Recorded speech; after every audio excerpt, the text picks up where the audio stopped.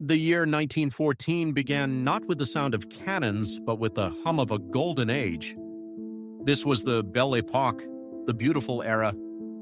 In Paris, Vienna, and London, people believed that human progress had finally made large-scale war impossible. The world was more connected than ever before. Trade was booming, and the royal houses of Europe were practically one large family. King George V of Britain, Tsar Nicholas II of Russia, and Kaiser Wilhelm II of Germany were all first cousins. But beneath this veneer of civility, Europe was a pressure cooker. Germany, a young aggressive power, was obsessed with its place in the sun, building a massive navy that threatened British dominance. France was nursing a 40-year-old grudge, desperate to reclaim the lost provinces of Alsace-Lorraine. Meanwhile, the Austro-Hungarian Empire was a crumbling mosaic of ethnic groups, all screaming for independence. By the summer of 1914, the great powers were trapped in a balance of power, a web of secret treaties so complex that if one nation tripped, they would all fall into the abyss. The tripwire was pulled on June 28th in the city of Sarajevo. Archduke Franz Ferdinand, the heir to the Austro-Hungarian throne, arrived for a state visit in an open-top car. He was a moderate who wanted to reform the empire, but to the radical Black Hand terrorists, he was a symbol of oppression. After one failed bomb attempt earlier that morning, a 19-year-old Serbian nationalist named Gavrilo Princip found himself standing mere feet from the Archduke's car after a wrong turn by the driver. Princip fired 2 shots. One hit the Archduke, the other hit his wife, Sophie. As the couple bled to death, the diplomatic machinery of Europe groaned into motion. This was the July crisis. Austria-Hungary, backed by a blank check of support from Germany, issued an ultimatum to Serbia designed to be rejected. When Serbia failed to meet every demand, Austria declared war. Then the dominoes fell with terrifying speed. Russia, the self-appointed protector of the Slavs, mobilized its vast army. Germany, seeing its nightmare of a two-front war becoming a reality, declared war on Russia and its ally, France. Germany's only hope for survival was a plan drawn up years earlier, the Schlieffen Plan. The logic was cold. Russia would take 6 weeks to mobilize its steamroller army. Therefore, Germany had 6 weeks to knock France out of the war. To do this, they wouldn't attack the heavily fortified French border. Instead, they would swing like a massive hammer through neutral Belgium. On August 4th, the gray tide of the German army poured across the Belgian border. This was the moment the war turned global. Britain, which had guaranteed Belgian neutrality in a treaty from 1839, sent an ultimatum to Berlin. It was ignored. At midnight, the British Empire, covering a quarter of the globe, was at war. The invasion of Belgium was the world's first taste of industrial-scale horror. The Germans brought with them Big Bertha, massive 420mm howitzers that could lob a 1-ton shell over 9 miles. These monsters shattered the impregnable forts of Liège in days, but the Belgian resistance was fiercer than expected, slowing the German timetable. In their frustration, German troops committed atrocities against civilians, burning the ancient library of Louvain to the ground. These stories, amplified by Allied propaganda, turned international opinion against Germany from the very start. As the Germans pushed into northern France, the French army enacted Plan 17, a headlong charge into the German center. It was a disaster. French soldiers, still dressed in 19th century blue coats and bright red trousers, marched into the teeth of modern machine guns. At the Battle of the Frontiers, France lost 27,000 men in a single day. It was the bloodiest day in French history. By September, the German hammer was within sight of Paris. The French government fled to Bordeaux, but the German army was exhausted, their boots worn through, and their supply lines stretched to the breaking point. Seeing a gap between the German armies, the French commander, Joseph Joffre, ordered a desperate counterattack. In a legendary move, 600 Parisian taxicabs were used to ferry reinforcements to the front. At the Battle of the Marne, the German advance was finally miraculously halted. Both sides tried to outflank each other in what became known as the Race to the Sea. They scrambled toward the English Channel, but at every turn they found the enemy waiting. To survive the lethal rain of artillery and machine gun fire, the soldiers began to do the only thing they could: they dug. By Christmas 1914, a jagged line of trenches stretched 450 miles from the Swiss border to the North Sea. The war of movement was over.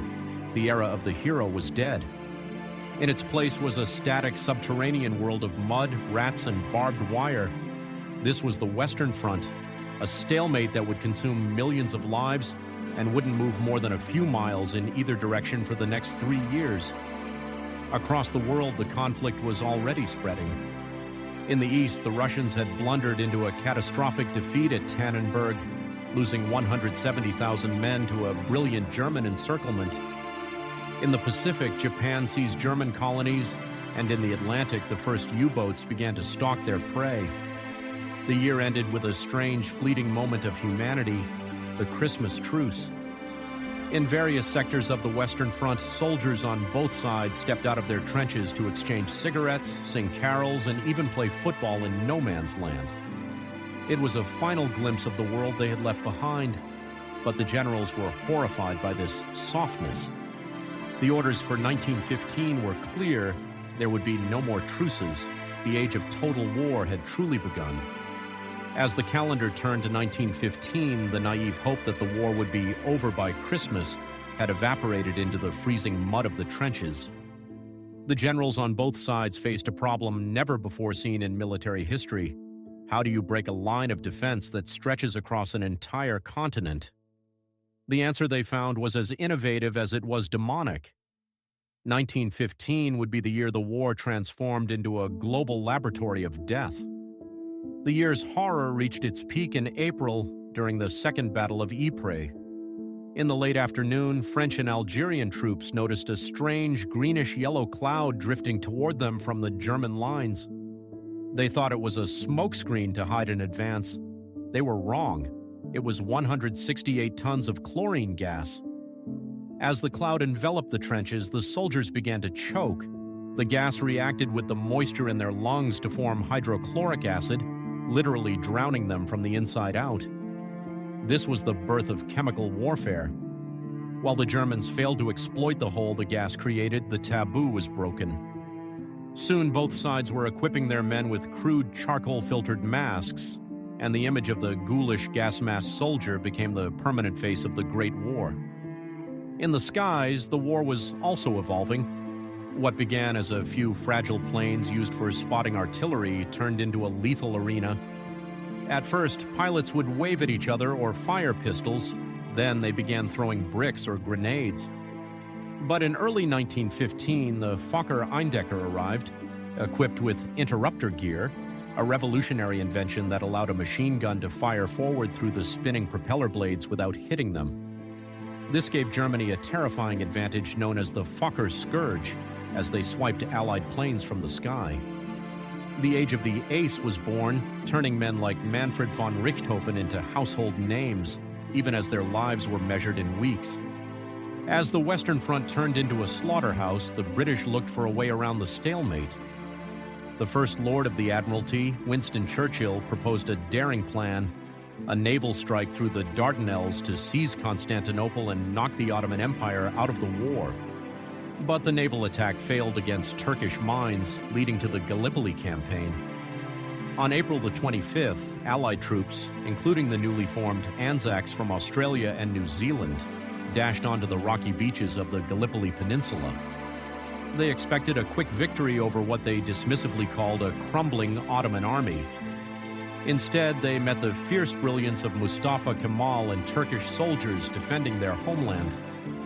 The campaign descended into a vertical version of the Western Front, trenches dug into cliffs, scorched by the sun, infested with flies and dysentery. After 8 months and 250,000 casualties on each side, the Allies retreated in defeat. Gallipoli would become a sacred site of national identity for 3 nations, but in 1915 it was simply a colossal failure. Beneath the waves, the war was becoming even more unrestricted. Germany, feeling the pinch of the British naval blockade, declared the waters around Britain a war zone. On May 7th, a German U-boat spotted the RMS Lusitania, a massive British luxury liner off the coast of Ireland. One torpedo was all it took. The ship sank in just 18 minutes, taking 1,198 lives with it, including 128 Americans. The world was outraged. While the U.S. did not enter the war yet, the sinking of the Lusitania flipped American public opinion. Germany, fearing U.S. intervention, temporarily scaled back its submarine warfare, but the U-boat had already changed the rules of the sea forever. In the shadows of the Ottoman front, 1915 also saw one of the darkest chapters of the 20th century. Accusing the Armenian minority of collaborating with the Russians, the Ottoman government began a systematic relocation. What followed was the Armenian genocide, mass executions and forced death marches into the Syrian desert. Over 1 million Armenians perished from starvation, exhaustion, and massacre. While the Allies condemned it as a crime against humanity, the world was too distracted by the carnage of the front lines to stop it. On the Eastern Front, the war remained a giant fluid meat grinder. The Central Powers launched the Gorlice Tarnov offensive, shattering the Russian lines and forcing a great retreat. Russia lost Poland, Lithuania, and Belarusia. Tsar Nicholas II, in a move of fatal arrogance, took personal command of the army. From this moment on, every military defeat would be blamed directly on the Tsar, sowing the seeds for the revolution that was already simmering in the breadlines of Petrograd. 1915 ended as it began, in a stalemate. The British had tried to break through at Loos using their own gas, but the wind shifted, blowing the poison back into their own trenches. By December, the realization had set in. The war wouldn't be won by a brilliant maneuver or a new invention. It would be won by attrition, the cold mathematical process of killing the enemy's youth faster than they could replace their own. And as 1916 approached, the two greatest meat grinders in history were being prepared, Verdun and the Somme. If 1915 was the year of experimentation, 1916 was the year of pure, unadulterated slaughter. The generals on both sides had reached a grim conclusion. If the enemy's lines could not be broken, they would have to be dissolved. They would turn the Western Front into a factory of death, where the raw material was the youth of Europe. The nightmare began in February at a place called Verdun. The German Chief of Staff, Erich von Falkenhayn, chose this historic French fortress town for a specific cold-blooded reason. He knew France would defend Verdun to the very last man for the sake of national honor. His goal was not to capture the city, but to bleed France white. He unleashed an artillery bombardment, the likes of which the world had never seen. Over 1,200 German guns fired 2 million shells in the first few hours alone. The earth was torn so violently that hills changed shape, and forests were reduced to splinters. For 10 months, the battle raged. It was a hellscape of fire and steel. French soldiers were rotated through the hell of Verdun via a single supply road known as the Voie Sacrée, the Sacred Way. At Verdun, the flamethrower made its terrifying debut, and the concept of stormtrooper tactics began to take root. By the time the battle ended in December, nearly 1 million men had become casualties. The front lines had barely moved. Verdun became a symbol of French resilience, epitomized by the phrase "Ils ne passeront pas," they shall not pass, but it left the French army on the brink of total collapse. To relieve the agonizing pressure on Verdun, the British launched their own massive offensive in July along the River Marne and the Somme. The Battle of the Somme was preceded by a 7-day artillery bombardment so loud it could be heard in London. The British believed they had destroyed the German defenses, but the Germans had dug deep, reinforced concrete bunkers 30 feet underground. When the whistles blew on the morning of July 1st, 1916, waves of British PALS battalions, friends, neighbors, and co-workers who had joined together, climbed out of their trenches and walked slowly into no man's land, weighed down by 60 pounds of gear. The German machine gunners simply emerged from their bunkers and opened fire. In a single day, the British Army suffered 57,000 casualties. It remains the bloodiest day in the history of the British military. Entire towns lost their entire male population in a single afternoon. It was during the mud and blood of the Somme that a new shadow appeared on the battlefield. On September 15th, the British unveiled a secret weapon, the tank. These land ships, designed to crawl over trenches and crush barbed wire, were terrifying to the German infantry. However, the first tanks were slow, prone to mechanical failure, and used in numbers too small to achieve a decisive breakthrough. Yet the seeds of future warfare were sown. The age of the horse was officially over. While the land war ground into the mud, the greatest naval clash in history occurred in the North Sea, the Battle of Jutland. For 2 days, the British Grand Fleet and the German High Seas Fleet, the two most powerful navies on Earth, traded broadsides. Massive steel dreadnoughts blew each other out of the water in spectacular explosions. While the British suffered heavier losses in ships and men, the German fleet fled back to its bases and largely remained there for the rest of the war. Britain's naval blockade remained unbroken, slowly strangling the German home front of food and fuel. In the east, Russia proved it still had teeth. General Alexei Brusilov launched the Brusilov Offensive, a brilliantly coordinated attack that shattered the Austro-Hungarian lines and took nearly 400,000 prisoners. It was the greatest victory of the war for the Allies, but it came at a ruinous cost of 1 million Russian lives. It was the last gasp of the Russian Empire. The social fabric of the nation was tearing, and the shadow of revolution was growing longer. As 1916 came to a close, Europe was a continent of mourners. Every family had a telegram, every village had a memorial. The high ideals of 1914 were long gone, replaced by a grim, mechanical determination. The war had moved beyond the control of the politicians and even the generals. It was now a self-sustaining monster that demanded more men, more shells, and more blood. And just as the world thought it could take no more, 1917 arrived, the year that would bring the collapse of an empire and the entry of a new global titan. As 1917 dawned, the world reached its psychological and physical limit. The mincing machine of 1916 had left Europe exhausted, hollowed out, and increasingly desperate. The glory of the battlefield had been replaced by a grinding industrial misery. In 1917, the strain finally caused the foundations of the world to crack. The first crack appeared in the east. In Russia, the weight of millions of casualties, coupled with a freezing winter and a total collapse of the food supply, pushed the people over the edge. In March, the bread lines in Petrograd turned into riots, and the riots turned into a revolution. The soldiers, ordered to fire on the crowds, instead turned their rifles on their officers and joined the people. Tsar Nicholas II, the last of the Romanovs, was forced to abdicate.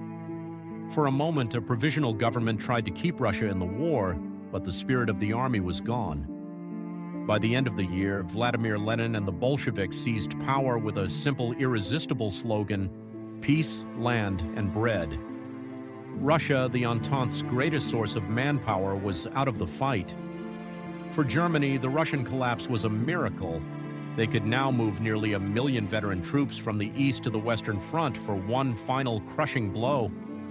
But to win, they had to act fast, because their own gamble was about to bring a new giant into the war. Desperate to end the British naval blockade that was now causing literal starvation in German cities, the Kaiser's advisors made a fateful decision. They resumed unrestricted submarine warfare. They knew this would likely provoke the United States, but they gambled that their U-boats could sink so much shipping that Britain would be starved into surrender before a single American division could reach France. They were wrong. The final straw came with the Zimmermann telegram, a secret German proposal to Mexico, promising them the return of Texas, New Mexico, and Arizona if they attacked the United States. In April 1917, President Woodrow Wilson, who had campaigned on keeping us out of the war, asked Congress for a declaration of war. The United States was entering the fray, not for territory, but as Wilson put it, to make the world safe for democracy. While the Americans began the massive task of mobilizing their industrial might, the Western Front saw some of its most agonizing moments. The French commander, Robert Nivelle, promised a miracle offensive that would end the war in 48 hours. It was a disaster. The Nivelle offensive resulted in 120,000 casualties for almost no gain. It was the breaking point for the French army. Thousands of soldiers simply refused to attack. Entire divisions mutinied, saying they were willing to defend their trenches but would no longer go over the top in suicidal charges. It took the hero of Verdun, General Pétain, to restore order with a promise: no more useless slaughters. Meanwhile, the British launched their own nightmare, the Third Battle of Ypres, better known as Passchendaele. Incessant rain and heavy shelling destroyed the ancient drainage systems of Flanders, turning the battlefield into a literal sea of liquid mud. Men and horses didn't just die from bullets, they drowned in shell craters. To this day, Passchendaele remains the ultimate symbol of the war's senseless suffering: 300,000 British casualties for a gain of just 5 miles of swamp. However, amid the mud, the technology of war continued to leap forward. In November 1917, at the Battle of Cambrai, the British finally proved what the tank could do. They unleashed nearly 400 tanks in a massed assault, supported by aircraft and sophisticated artillery, creeping barrages. In just one day, they smashed through the German Hindenburg Line, a feat that had previously taken months and cost hundreds of thousands of lives. Though the Germans eventually pushed them back, the lesson was clear: the era of the trench was coming to an end. In the Middle East, the war was also shifting.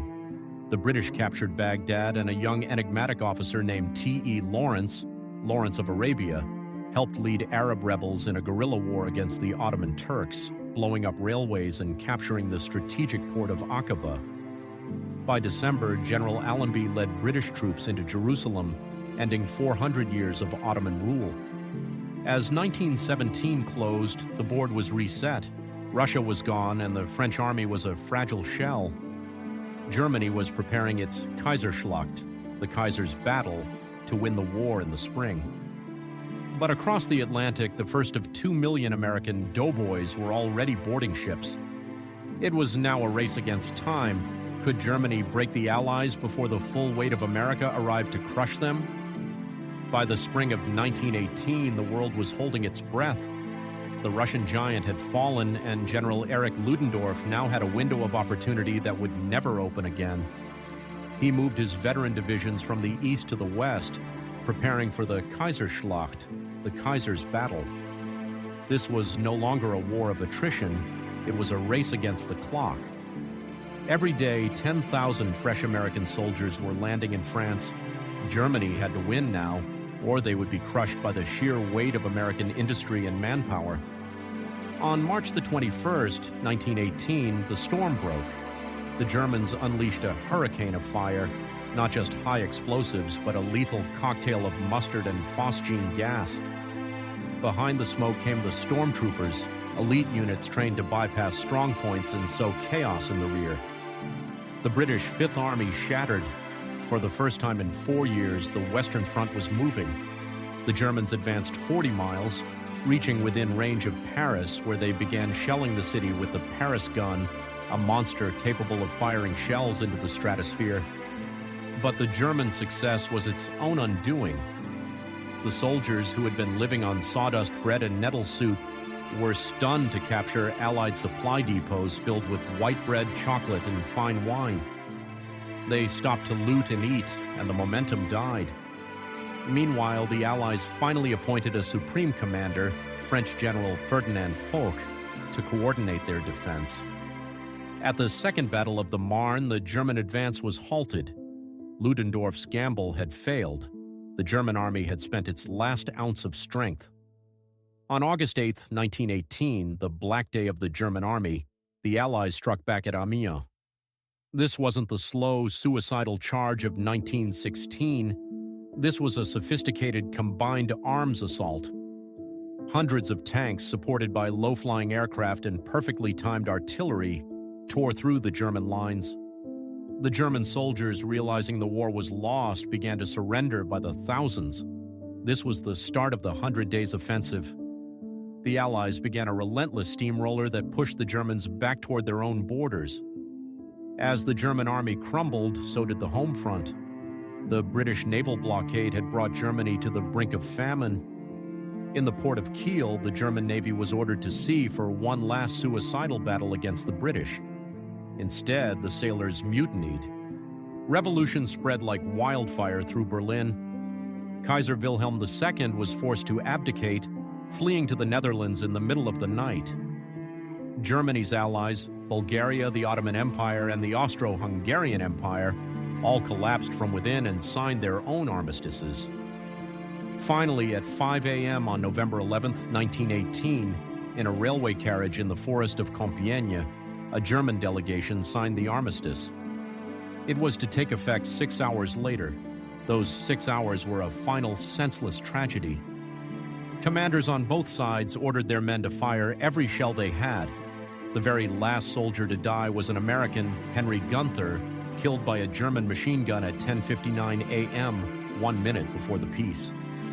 At 11 a.m. on the 11th day of the 11th month, a sudden, deafening silence fell over Europe. Men who had been trying to kill each other for 4 years simply sat down in the mud, too stunned to celebrate.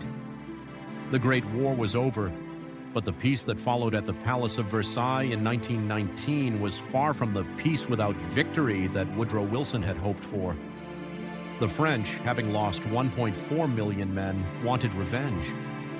Germany was forced to sign the War Guilt Clause, accepting total responsibility for the conflict, and was burdened with massive reparations that would cripple its economy for a generation. The map of the world was redrawn in a series of frantic meetings. The Austro-Hungarian and Ottoman empires were dismantled.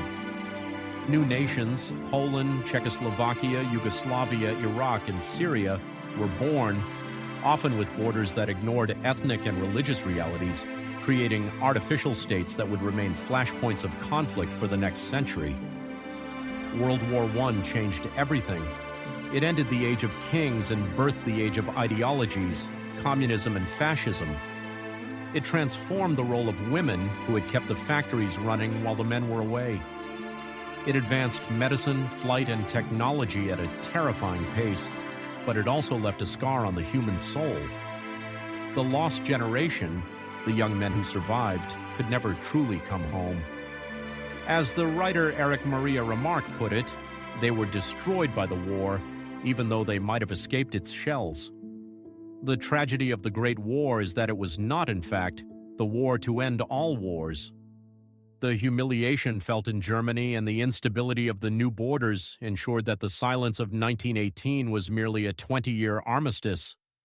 The shadows cast by the trenches of the Somme and Verdun would grow longer, eventually leading the world back into an even greater darkness in 1939. We still live today in the world that 1914 created, a world of incredible progress, but one that knows exactly how quickly civilization can collapse into the mud.